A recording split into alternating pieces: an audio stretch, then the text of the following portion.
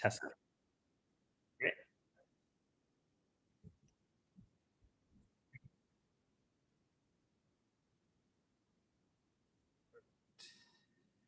Thanks, Colton. It's a good sign, right?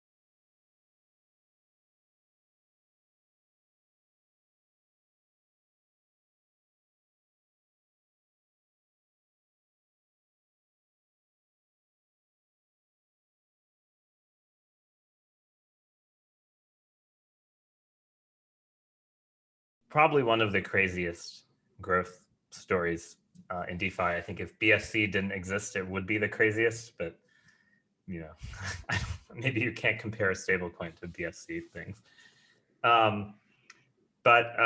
So you know, we have Rick and Robert from Liquity here, as well as Alex, usual co-hosts, and Guillermo, other co-hosts, will join in a little bit.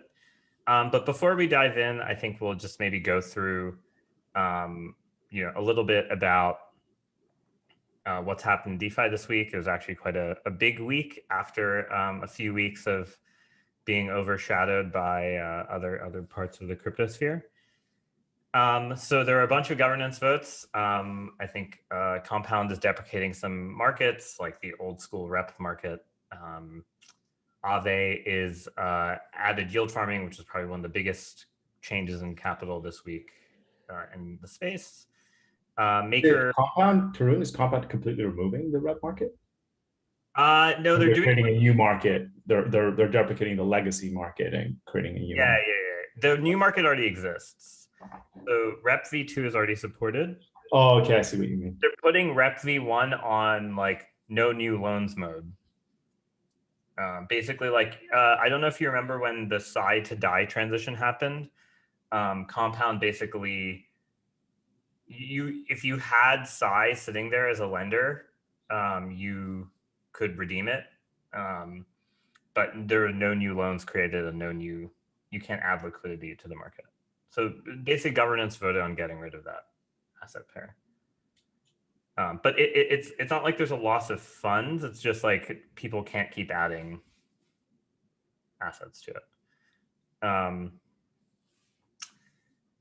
Yeah, Aave kind of launched an interesting experiment of what happens when you add yield farming to something that already has $5 billion in it, which we learned quickly means you double your TVL. Maker, Liquidations 2.0, went live for Link vaults. It's actually still weird to me to even say vaults. CDP is still like burnt into my head, but I don't know how you guys feel about that. But what does Liquity call their CDPs or vaults? You guys have a separate name for them too. Troves. So there you go. There's a new one for you, Tarun. But troves I think they're different because they have, you know, we're going to get into this, but they have different sort of characteristics and security properties and you know, I think they deserve a different name because they are different like that. But vaults and CDPs, it just feels like they just realized CDP sounded too much like CDO, so they wanted to change it. But I feel like it already kind of was appreciated by the cultural lexicon.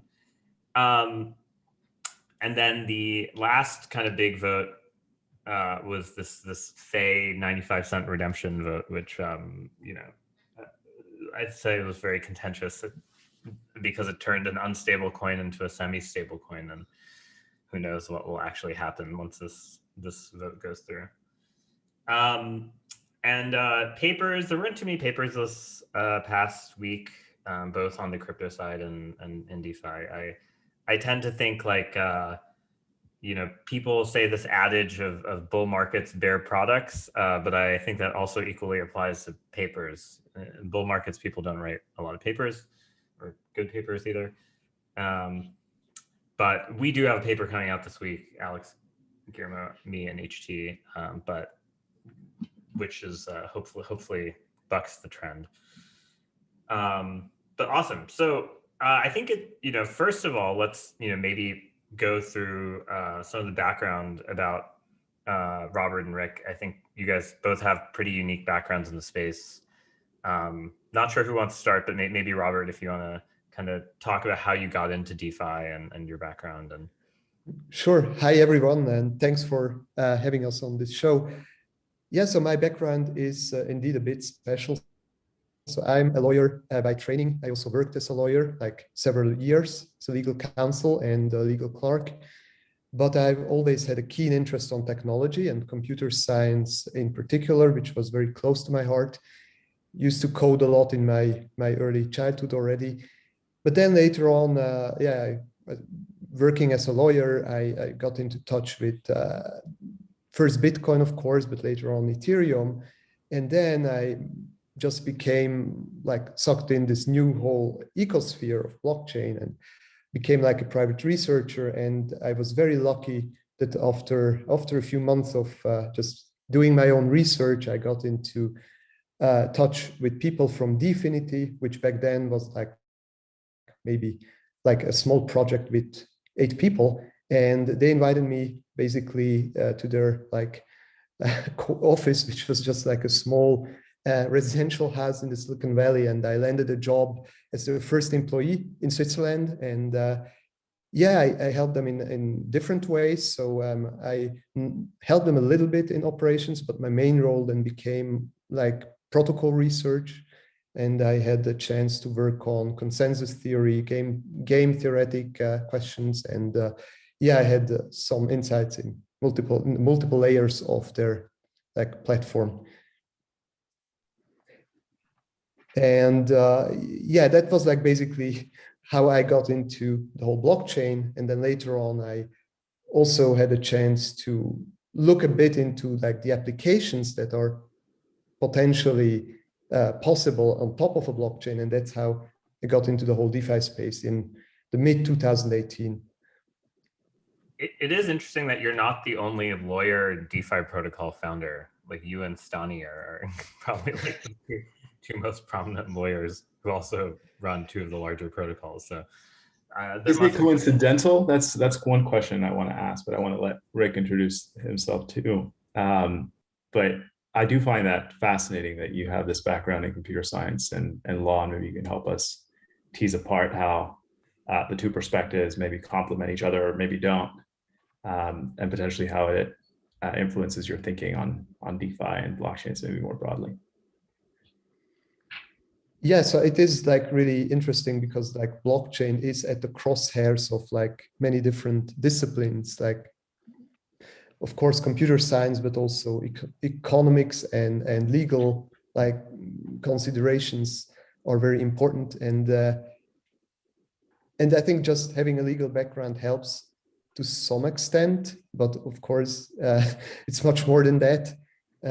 Being able to replicate like legal contracts on a blockchain or in tech makes it interesting to have a means now to enforce things that you couldn't just enforce beforehand, like without any like legal proceedings. Now you can do that that's all automatically and autonomously using a blockchain. Yeah, you talk a lot more like a computer scientist there than a lawyer, for sure. Yeah. the way I like to say it is like very often the legal way of thinking is, and certainly this is true in sort of more Anglo-Saxon countries, UK, US, and so forth, where so much is based on precedent. But when lawyers are often presented with something new, and this is not to mean that they're not forward thinking and brilliant, because a lot of lawyers are among the smartest people I've met. They very often will ask the quiz, because it's kind of the legal training that they have. They ask the question of like, oh, this new thing, what's not new about it, right? What fits the existing pattern such that, case law could potentially be applicable to it. versus like very often, certainly very young computer science minded folks, you know, they're presented with something new and they immediately ask, well, what's truly new about it? And that breaks the pattern with what's existed up till now. So there's two completely different modes of thinking, and they both seem to complement each other very well. And so the ability for them to coexist in one mind, in this case, in your mind and Stani's mind and others in the space, is really fascinating to me, because they're really complementary. You certainly need both to have a perspective of what hasn't changed and what has changed. Yeah, I completely agree. I mean, there are two different approaches to thinking, and I think they can be complementary, like having a means to classify problems in a very strict way, like which is kind of inherent to at least the European legal practice. And then on the other hand, like being more creative and constructive. I think, yeah, it helps to have both points of views. Cool. Well, hey everybody, I'm Rick Pardoe, and yeah, I'm the lead engineer at Liquity.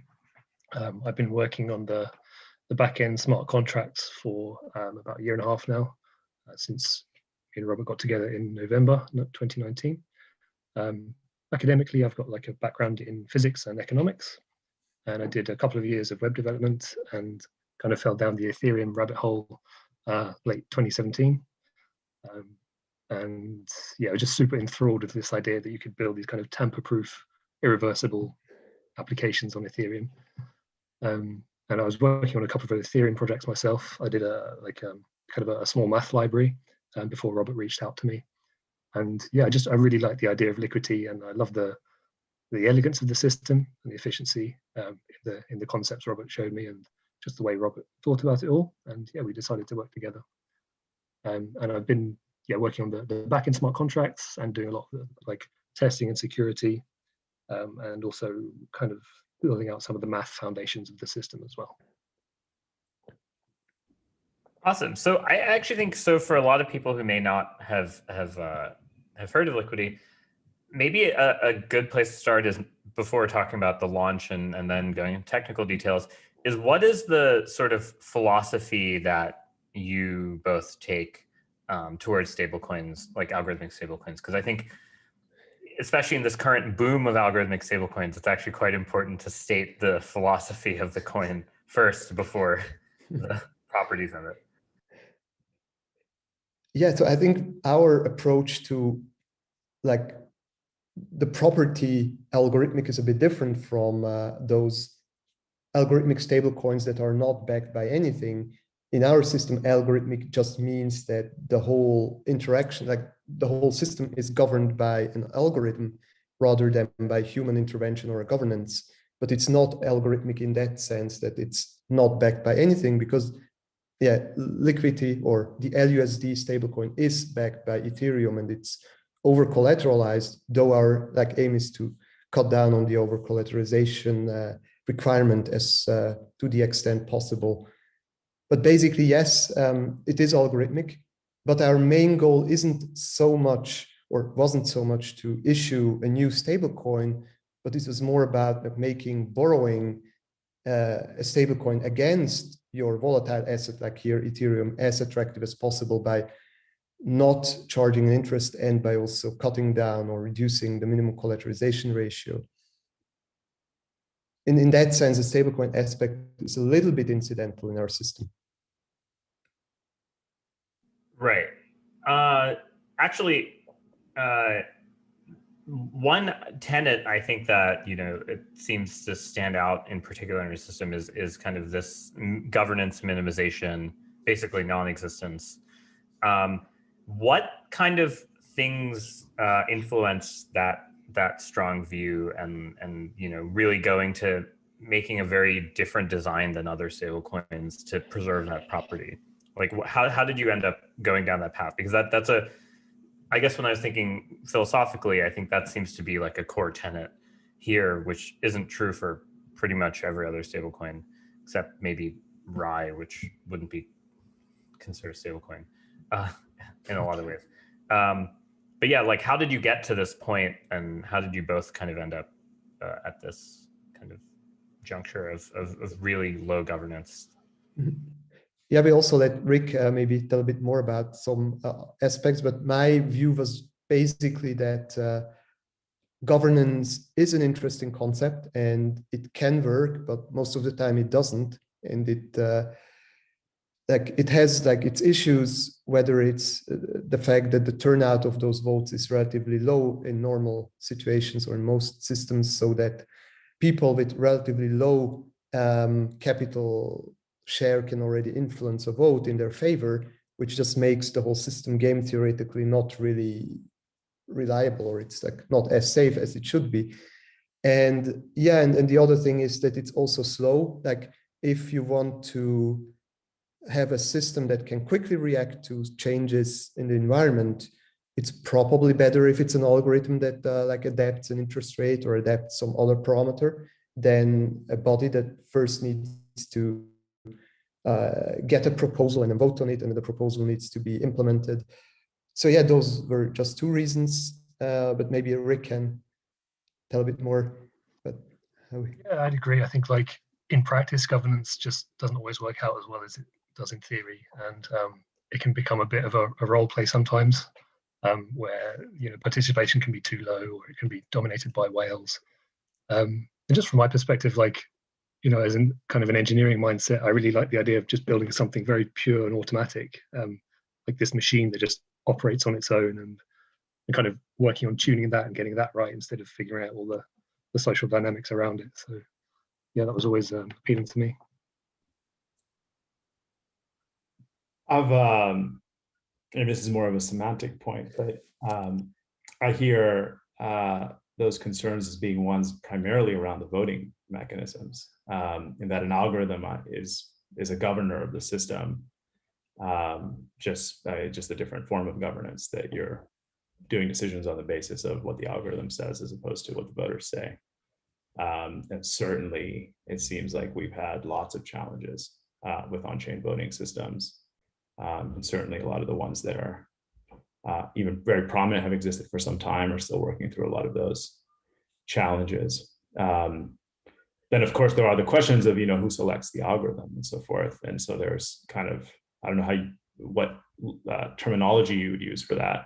I would call it governance, but maybe you have some other term for it. How do you decide, for instance, that here's an interest rate algorithm, it works better, we would like to alter our system to use it? How do you make those kinds of or is that meta governance that I actually have not kept up? How do you think about that? Is that a decision that will be made by voters, or the core team will make that decision, or how else are decisions made about what algorithms to implement and what? That's a good question, because currently we designed this system as something that would be immutable. So we haven't designed it with concrete upgradability in mind. Now, of course, there can be situations where we need to upgrade it, in the worst case, if there are bugs or issues that require an upgrade. And also maybe in the future, at some point, we would like to improve upon it, but we haven't defined any off-chain governance. Maybe that's the word.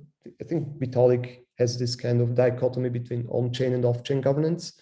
So it could be an off-chain governance where people have they get the right to decide whether they want to stick with the current system or whether we want to switch to version 2, because both versions would then run in parallel.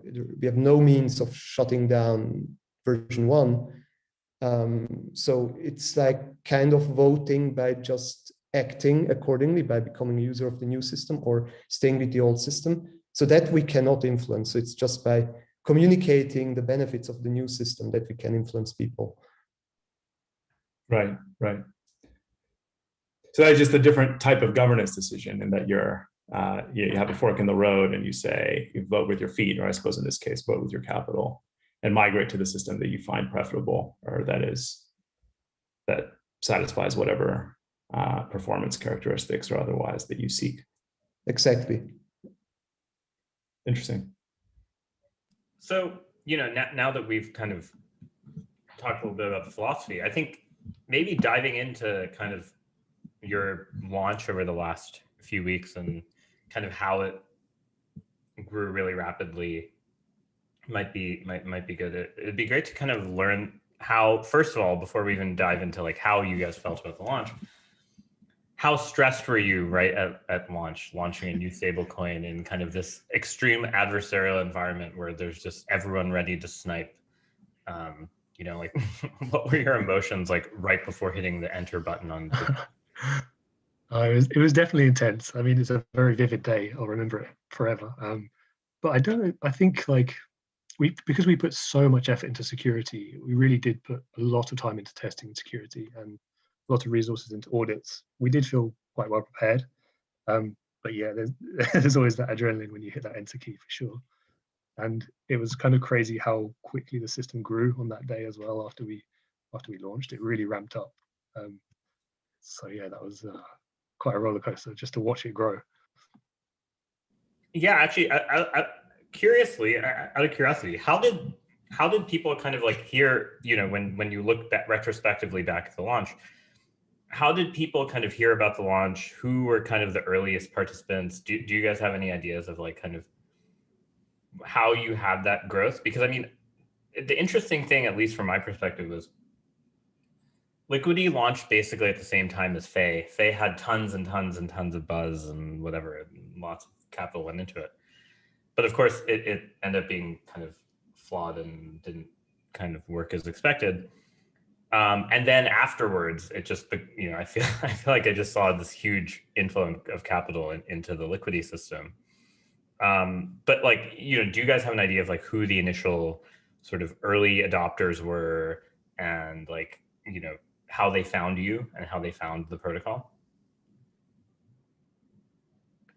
So I think we have already built like a community, at least on Discord, which is our main outlet for our, like basically our only social media except Twitter, because we try to keep the level of discussion relatively like high. Like that's why we are not on Telegram, for example. And I thought that like, at least it turned out that many people who have been following our like discussions there and our announcements have already been like probably waiting for this day, because they were ready to ape in as like really in the first 1 or 2 hours upon launch, which is really amazing. And also, of course, what helped was the fact that we had like a Series A round like right before our launch, and with like quite a nice selection of angels and investors, which not just invested like as part of the round, but most of them, they also yeah, I mean, they helped like by providing some liquidity and by bootstrapping the system themselves. But like at the end of the day, I mean, it was much more than just them. I mean, I guess we were already quite well known, at least in some circles of the community. Maybe not the ones that are very like outspoken and yeah, I mean, there wasn't that much buzz, but the actions, they speak for themselves. Yeah, definitely. I mean, clearly one was an insanely successful launch and the other one wasn't, but the buzz was the exact opposite. So I thought that was kind of an interesting, you know, interesting thing to see, you know, especially in a market where stablecoins, both collateral backed and not, have had kind of like a very mixed set of launches, and Maker has somehow still stood out. One sort of other question before we kind of jump into technical detail. So in Liquidy's system, you know, I think there's quite a bit of keeper behavior needed, in the sense of like you need arbitrageurs, you need people sort of like monitoring troves to push them to liquidation. How did you guys source kind of or like, was it mainly from your Discord community, who the folks who were the initial sort of keepers in the system, or did they come up naturally, or was there kind of like a lot of training materials, things like that? Yeah, I think it was pretty naturally. We just made it clear, like, you know, what you can do, how you can do it, and what the you know, where the profits are to be made. And yeah, I don't think we really made any deliberate effort to kind of seek people out. They did just appear. Oh, that's awesome. I guess like, did you write sort of like reference implementations and things so that people could basically just, run them even if they're not like the optimized arbitrager, for instance? Well, we had a UI website template that a lot of our front end operators use, and in that template we made it easy for people to just liquidate the lowest collateralized troves, or and also to redeem as well. So it was already like accessible in the UI, and yeah, we quickly expect people to, well, probably already people building bots to kind of optimize it and go beyond the UI. So maybe taking a step back for myself, who's not Tarun and hasn't done, whose company hasn't done a whole report on Liquity, maybe helping us understand a little bit what these keepers do, what the profit opportunities for them are, or what function they serve for the system. And there's certainly a lot of innovations that you guys are pursuing on in terms of liquidations and how those are executed. So maybe walking us through those to give us a sense of how Liquity is different on that axis would be interesting. Sure, yeah. So liquidations in Liquity are very automatic. They only need somebody to trigger the transaction, and then the system will just attempt to liquidate the troves that the liquidator has selected.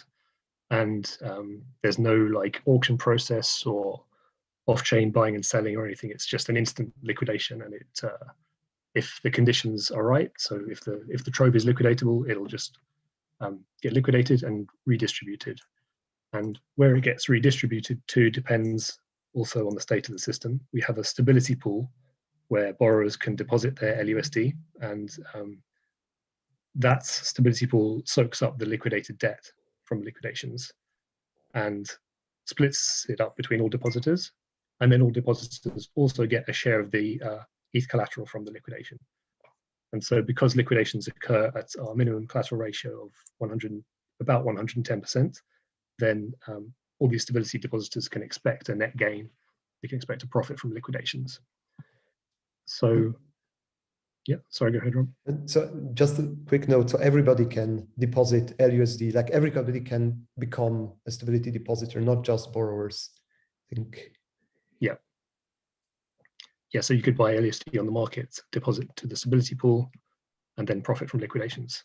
So it's obviously like stability depositors can be incentivized to liquidate, but we also have direct incentives for somebody to actually call that function, because gas costs these days are non-trivial. So we pay out like a gas compensation to the person that actually does the liquidation function. And so they poke a function, or they call a specific function and they pay some amount of gas for it, and then there's some reward for basically alerting to the system and saying, hey, here's a position that's underwater. Yeah, right, for actually executing the transaction and like changing the data on that liquidated trove, and moving the ETH and moving the LUSD. And what is the reward that they get for that? Yeah, so we kind of went back and forth on it, and we settled on a mix of like a flat fixed fee of 200 LUSD and additionally 0.5% of collateral of the liquidated trove.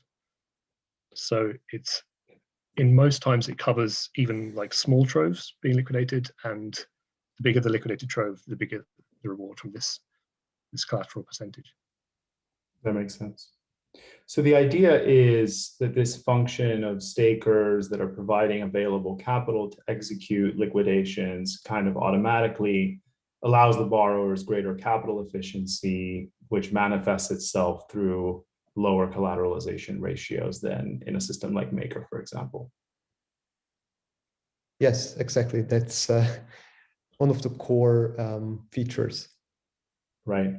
Isn't it, this is going to be a very dumb question, so I warn you, Matt. Isn't it the case, though, that the capital efficiency is shifting elsewhere, right? So you could have 150% locked in a vault, or I guess CDP or whatever Tarun wants to call it, or you could have 110% and then the other 40% sitting somewhere being staked. Is it like on a dollar per dollar basis, do we get more capital efficiency necessarily? Or is it just the case that we're allocating that function of over collateralization to those most willing to bear it. Does the question even make sense? Candidly, I did warn ahead of time that it wasn't going to be particularly well informed. It feels more like a philosophical question than an actual government. I'm curious about this answer for sure.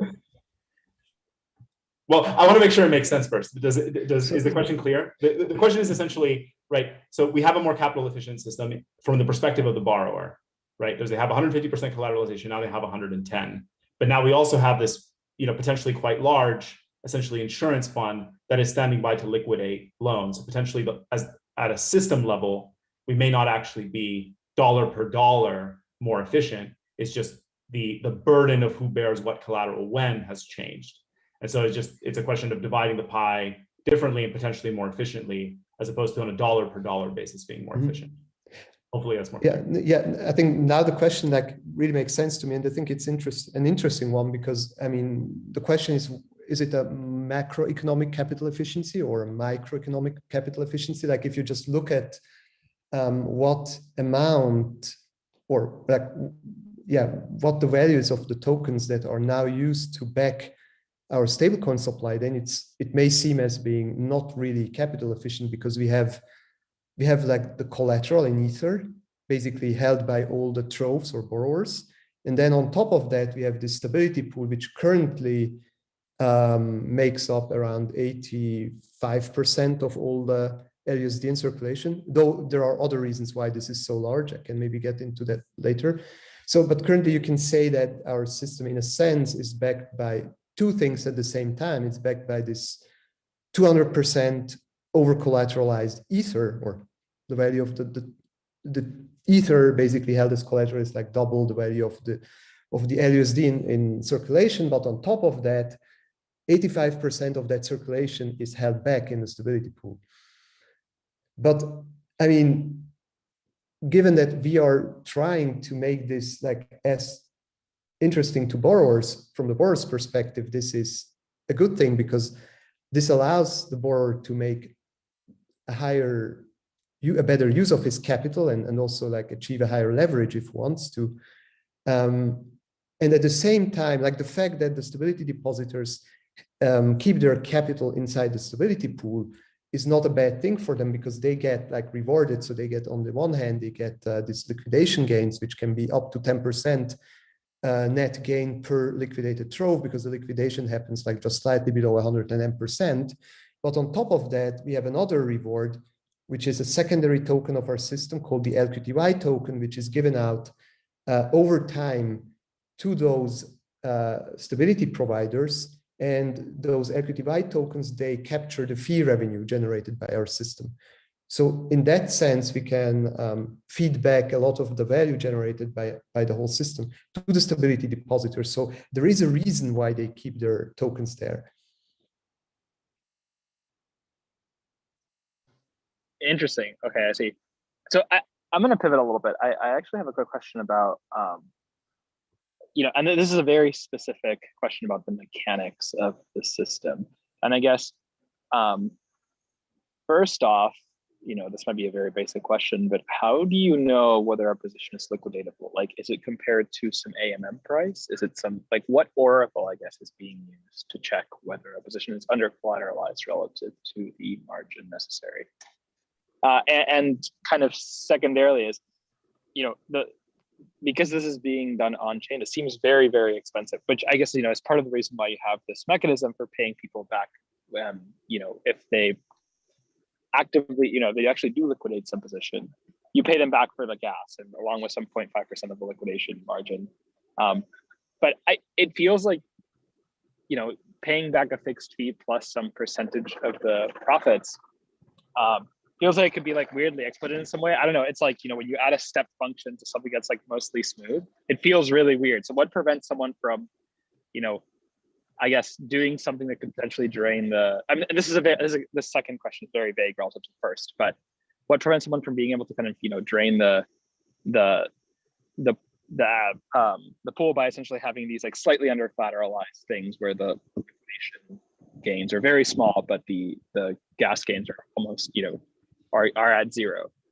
Does that make sense? I guess I don't know if that latter question makes sense, but the former one hopefully does. So in terms of, firstly, like the Oracle, we use Chainlink's ETHUSD price feed. Okay. So, and that's like updated whenever the price drops or price moves by 0.5%, or if not, then it's at least every 3 hours updated. Okay. And that's used like any function that needs the price, just calls that directly to get the most current price.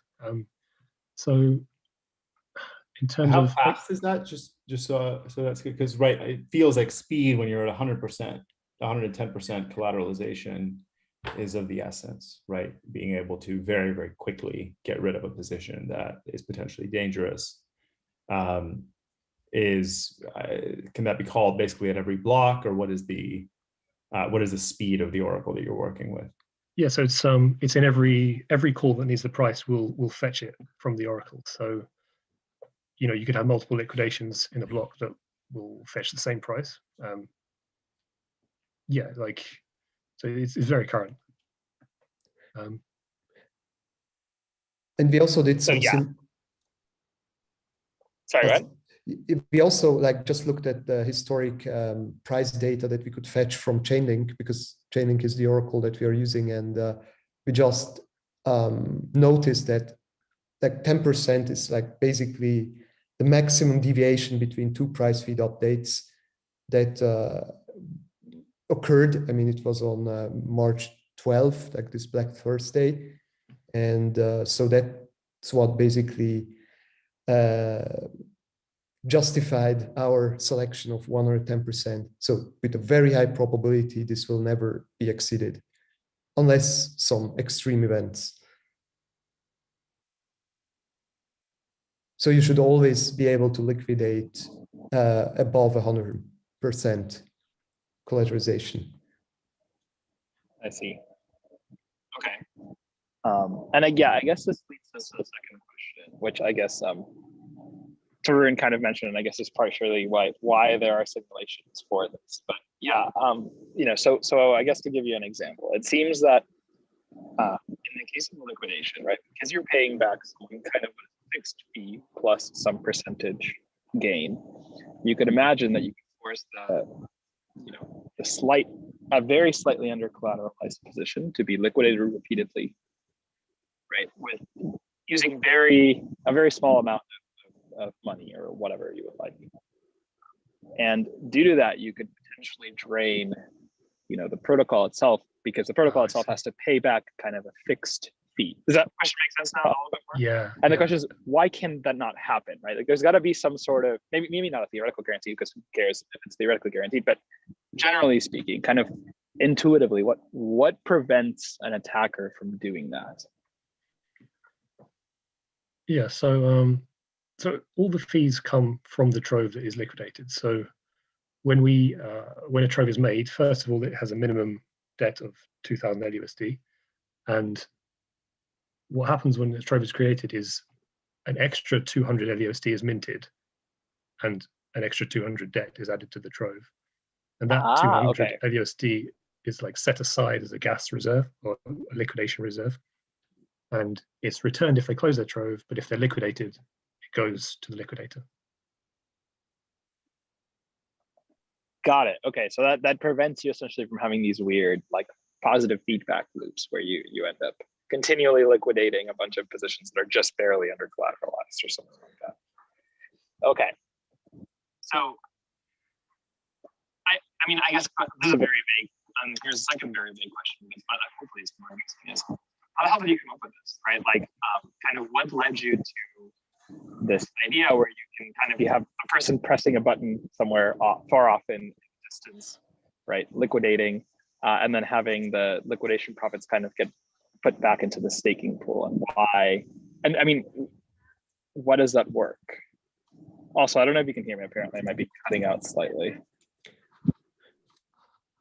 So I guess that as far as I understood your question, the idea was that we can basically, like, instead of waiting for a liquidation and then starting to look for a buyer or a bidder, like for somebody who can bail out the borrower who is underwater, we can turn this on its head and first try to source the people or the capital that's needed to repay a loan in lieu of the borrower who is not able to or not willing to. And that led to this idea that why not just create a pool where everybody can participate as a guarantor, basically for other people, and get this liquidation gain, this 10% best case net gain, because this is really what allows us to be so fast. And speed here means capital efficiency, as you already pointed out. Yeah, and that was just one way of speeding up liquidations. The other way that we are also using as a fallback is the redistribution. So when the pool is empty, we basically just proportionally redistribute the debt and the collateral to all the other borrowers, who thus act as guarantors of last resort. The pool acts as a guarantor of first resort, so to say. Yeah, that's the motivation behind it. I'm not sure if that answers your question, though. I mean, I think it partially answered my question. It's a hard question because I guess it's not, I'm not really exactly sure what I want as an answer, but I guess kind of, you knew what systems were out there, I guess. And, relative to those systems, this is, I want to say it could be like an outgrowth, but in some sense it's kind of a new, like a new stability mechanism.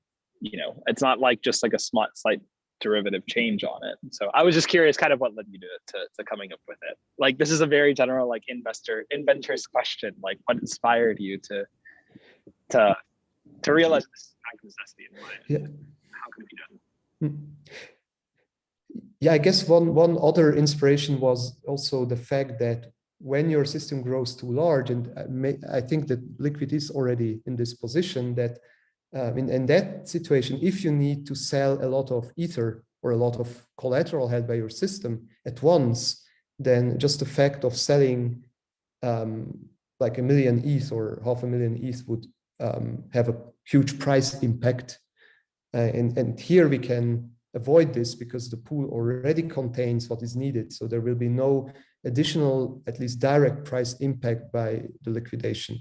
Maybe there will be a secondary price impact due to the fact that the stability depositors may want to maybe sell their Ether, but that doesn't affect the protocol too much. So the protocol can protect itself against this kind of negative slippage or price impact if you need to sell a lot of collateral at once. Yeah, well, actually, I think this kind of dovetails to the natural next question, which is, you have a particularly interesting lending model because it has no interest rate. And I think understanding why that is and how that mechanism works is really interesting, because it sort of emulates the effects of an interest rate, but by kind of this creation redemption price changing over time, a little like an ETF more than like a loan. But you have this kind of interesting control theory mechanism in the cost to mint new LUSD, where you kind of have an additive term for redemptions and sort of a exponentially decaying term for creations in terms of their impact on costs. Maybe walk us through at a high level the thought process of getting rid of interest rates and having a floating redemption versus creation price. B, how you kind of chose the impact of each creation versus redemption and how it kind of ended up creating this kind of interesting, it's not quite a PID controller, but it seems pretty close to one. And then C, how that interacts with liquidations, because I think that is also kind of a reasonable thing to think about, given that interest rates and other protocols can cause liquidations in kind of worst case times. Robert, you want to talk about the interest rates, and then I'll talk about something. Sure. Yeah.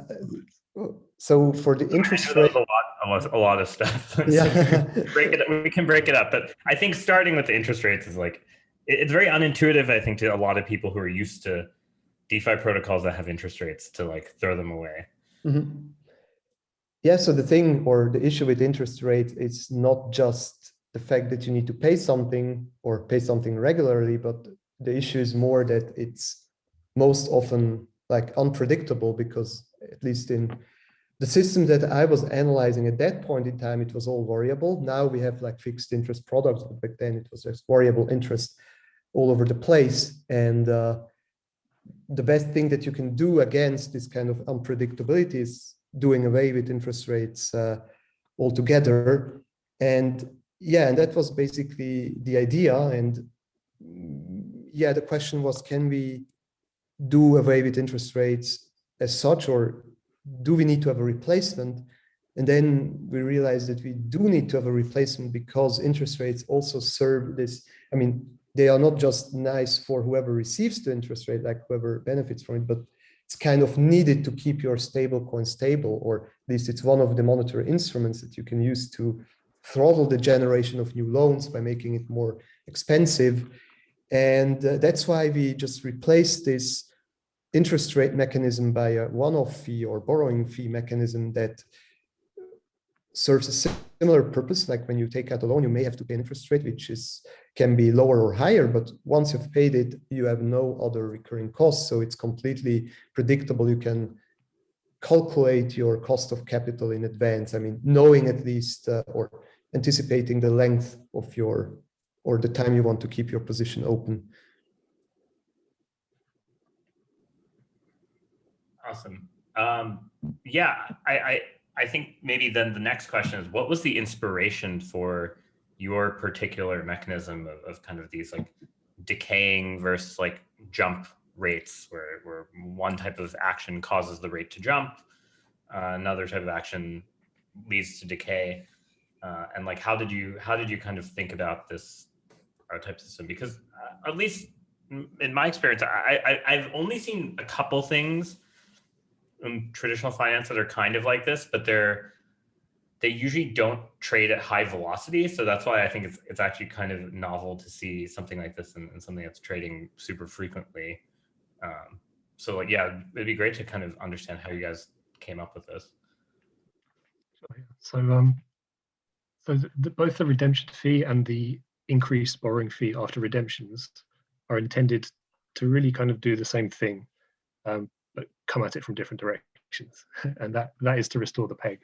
So obviously, the further below peg LUSD is, the more profitable it is to redeem a bunch of LUSD and burn some of the supply, swap it for ETH, make a profit, and then in doing so restore the peg. And we, in theory, you could just have that as the only peg restoration mechanism. But we realized what you could also do is kind of come at it from the other direction and increase the borrowing fee as well. Because when LUSD is below peg, that means that there's too much on the market, and there's probably too much borrowing and not enough demand for LUSD itself. So if you can actually increase the borrowing fee, you can throttle that borrowing demand as well. So by having both these mechanisms, it means you need less redemptions to restore the peg actually. And it means that you can sort of do it with the borrowing fee as well. So yeah, that's kind of the reason we did that dual mechanism. Yeah, and maybe from a more practical standpoint, how did that increase the development complexity and like testing complexity, and how did kind of choosing this mechanism have more practical impact on testing, DevOps, making sure function calls work as expected, UX? Yeah, I don't think this was too much of a problem in testing. Yeah, it's obviously you need to make sure the decay is working properly and everything, but I don't think this is that much of a problem actually. Like, is there any particular aspect you were thinking of there? I guess I just mean more like, users figuring out how, like, having the extra calculation on create and redeem versus kind of this like, streaming calculation. You're kind of having the user do more computation potentially, and so reducing gas cost for that it's a different type of gas golfing than something that has like a fixed curve for interest rates, stuff like that. Like, yeah, I think like because the fee is applied, the borrowing fee is applied at the point people borrow, and it's not like over time like an interest rate, it's just a one-time fee, then people will just look at the fee and see, if it's high, maybe they wait a bit, right? And they know it comes down and decays. And if it's low, then they think it's a good time to borrow. In terms of redemption, I think redeemers are probably more advanced anyway. Like, it's more likely people running bots and doing the calculations and working out all their profit on these like thin margin transactions. So those people are, it's not so much a UX issue for them. It's just a profit calculation. Right. And actually, from a UX standpoint, I know, you guys have a novel way of distributing, getting, spreading kind of Liquity with users via having this decentralized front end. Maybe do you want to just walk people through kind of like how you guys chose to do this decentralized front end mechanism and how it kind of helped the distribution of Liquity? Because, front ends are now incentivized to actually like help people get on board and stuff like that. Yeah, so it's pretty similar to a second level marketing scheme or an affiliate marketing scheme in the sense that the front ends get their incentives based on the turnover, or at least some specific type of turnover they generate for the protocol. So it's all based on the amounts of stability deposits that are transacted through a specific front end. And so the front ends, they have, given the fact that they can basically choose their own kickback rate. So they can choose what should go to the end user as a compensation or to the stability depositor in particular, and what should remain with them as their own reward. And this leads to competition among the front ends, but also leads to an incentive for any front end to promote our system. Like, it's also in their own interest. And that's, that was an experiment because, there is one 0x protocol which tried to do something similar and without too much, without being too successful. And I think we have been relatively successful with that. We cannot compare it how it would have been if we had launched with a monolithic single front end. But now it's also interesting. Maybe it's also a nice replacement for the lack of governance, because governance is something which involves people, which is something that creates some community engagement, and we don't have that. But on the other hand, we have this kind of front ends, and they are also now innovating. So they are adding new features to the launch kit, to the bare bones thing that we provided to them. So it's also nice to see how they how this evolves over time, and which of the front ends can attract more users. Cool. And before we kind of move towards kind of the future of the project, I think one last kind of area is kind of maybe talking about the Liquity growth token itself. One question is, in the current design, to earn liquidation profits, you stake LUSD, and then you in the stability pool, and then you earn ETH on liquidations. But so far, as far as I can tell, it seems to be mainly driven by Liquity growth token rewards. How do you envision that changing in the future? How do you envision reducing that over time and kind of having more endogenous LUSD placement? And what's kind of your thinking about that? And then also maybe, I think we didn't exactly cover this directly, but maybe it'd be good to give a little simple description of the Liquity growth token and how it's used. Rick, do you want to take it away? Maybe the second question first, and I can delve into. Yeah, so the growth token is kind of gives you, there's no governance from it, and it really just gives you a share of the system fees when you stake it. So it's like a very conventional kind of dividend instrument where you get a share of the borrowing fees and a share of the redemption fees. And yes, it's earned, it can be earned over time by depositing LUSD to the stability pool, and that will generate LQTY over time. And it's like a non-linear kind of plateauing curve, so there's more rewards early on, obviously, and that helps bootstrap growth, and yeah, that'll decrease over time.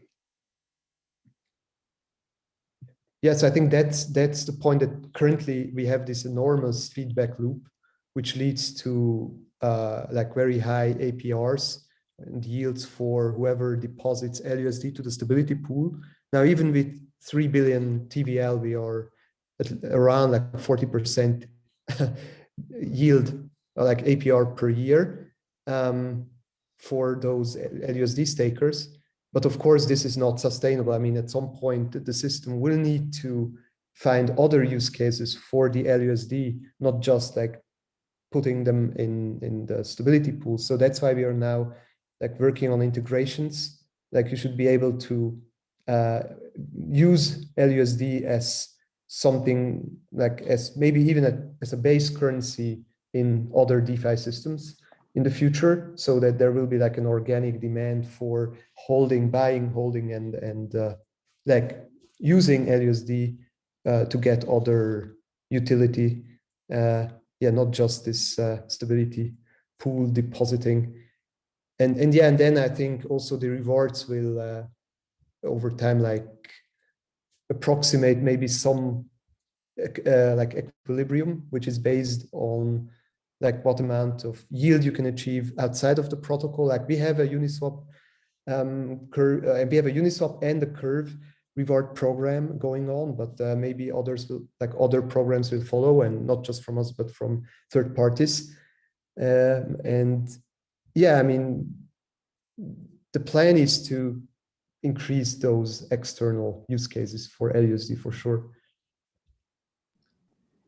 Cool. And I guess, you know, we kind of went straight to the future of Liquity, but what are the integrations you kind of view as like most important or highest value for the protocol, and how do you aim to kind of get those? And, you know, where do you see kind of the integrations looking in like 6 months, 1 year, 5 years? Yeah, that's a difficult question. So maybe for like the next few months, I mean, we will be focusing on DeFi, and DeFi really in a strict sense. So most importantly, we want to be on all the like well-known yield farming systems. Like LUSD should be part of the strategy, for example, for YEarn and other systems. Like now with the Curve integration, it becomes much easier to tap into those markets, but we also kind of rely on an oracle for our LUSD token, which we are now working on. But I mean, in the longer term future, maybe at some point we can get to a state where LUSD would also be used outside the DeFi space, like for maybe paying people salaries, at least in the crypto space, or in some like scenarios. Like currently USDC is maybe one of the mostly used stable coins for such payments. And that could be interesting, but it's not our primary goal for now. It's really hard to create like a new means of payment. I mean, that's a different challenge than creating a DeFi system.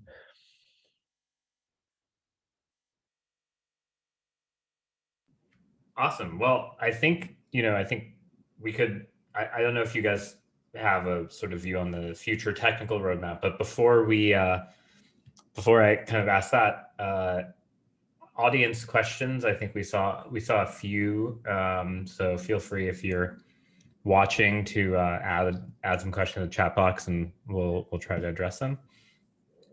But yeah, in terms of the technical roadmap, what do you kind of foresee if say there were a V2 to happen, and what kind of would be the most important features in that?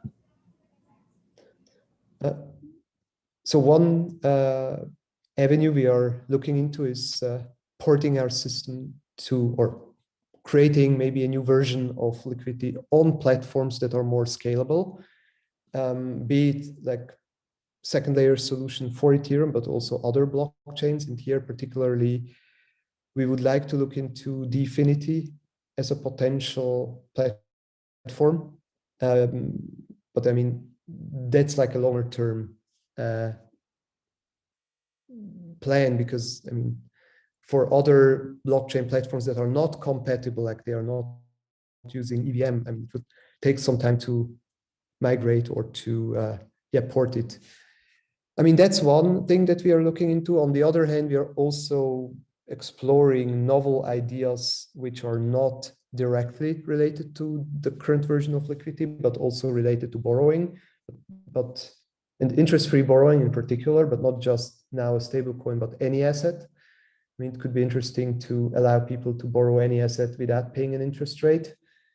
Those are directions we are exploring, but nothing is really concrete yet. But yeah, as time goes by, we will be able to give more information. Awesome. Well, I'm not even sure if there's any questions that have come up, but if anyone has any questions, get them into the chat box in the next 1 minute. Otherwise, we're gonna say thanks to Robert and Rick for joining us, as well as thanks to Colton who set up the YouTube so that we could make sure that everyone could make it today. But otherwise, if nothing else, enjoy Liquity staking and LUSD staking over the next few weeks, and it's going to be exciting to see how the protocol evolves over the next coming years. Awesome. Yeah, thank you all for joining us, and congrats on the success thus far. Hopefully there's more of that to come. Thank you so much for the opportunity. Thank you very much. It's really fun.